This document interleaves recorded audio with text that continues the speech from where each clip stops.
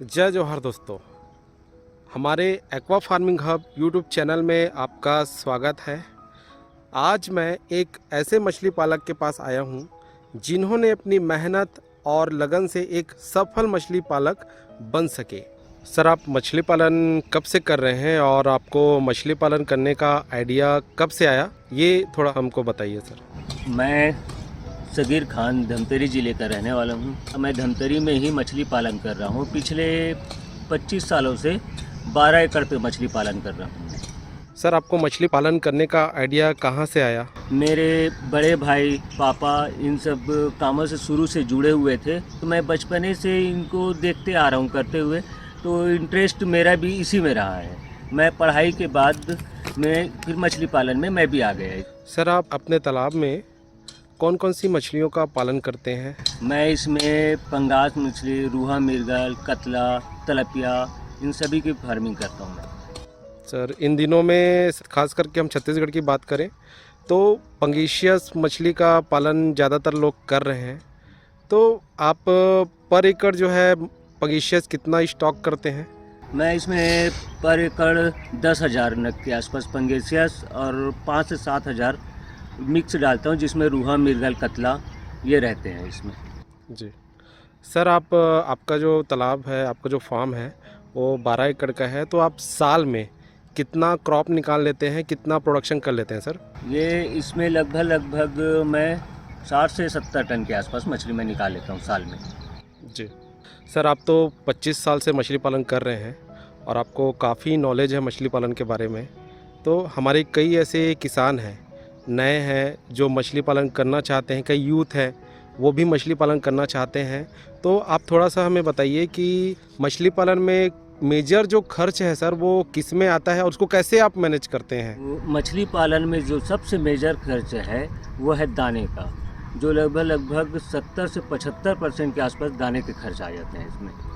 जी sir, जैसे कई ऐसे किसान हैं, जो काफ़ी किसानों से मैं मिला हूँ, वो बोलते हैं कि जितना हम मछली निकालते हैं उतना का तो दाना ही खिला लेते हैं और फिर फार्म मैनेजमेंट अलग है, हमको लेबर को भी देना है, हमको फार्म की और अदर और खर्चे निकालनी है, तो सारा चीज़ें बराबर हो जाती है। तो आपको नहीं लगता कि मछली पालन बंद कर देना चाहिए और दूसरा काम स्टार्ट कर देना चाहिए, क्योंकि सारी चीज़ बराबर हो जा रहा है?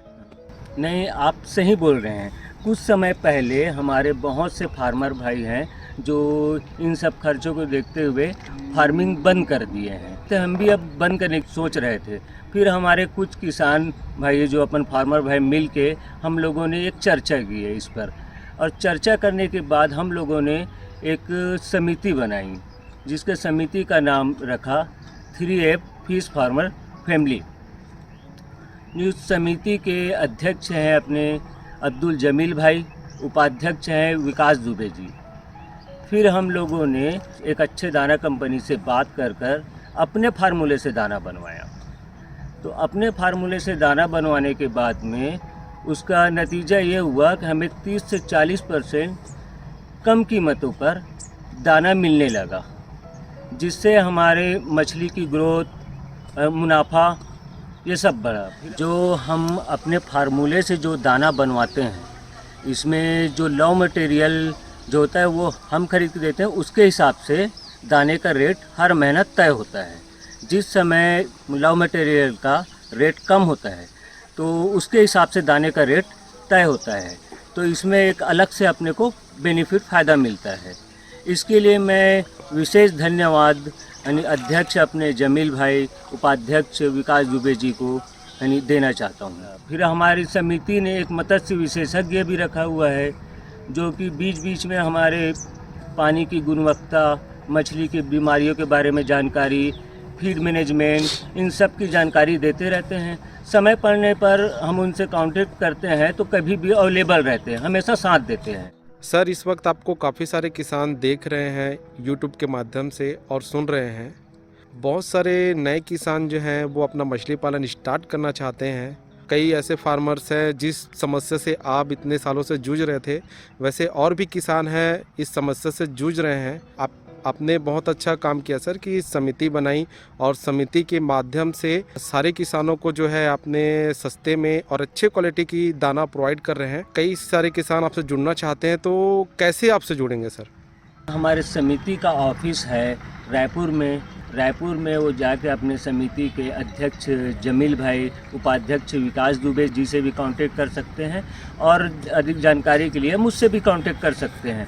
मेरे फार्म में आके मेरे कांटेक्ट नंबर लेके उसकी जानकारी ले सकते हैं इसमें। धन्यवाद सर, आपका बहुत बहुत धन्यवाद हमें ये जानकारी देने के लिए। बहुत अच्छा लगा सर आपसे मिलकर। और कई सारे फार्मर जो है आपका फार्म विजिट करना चाहते हैं तो अगर चाहें तो उनको आप आपका अपना जानकारी साझा कर सकते हैं सर। जी।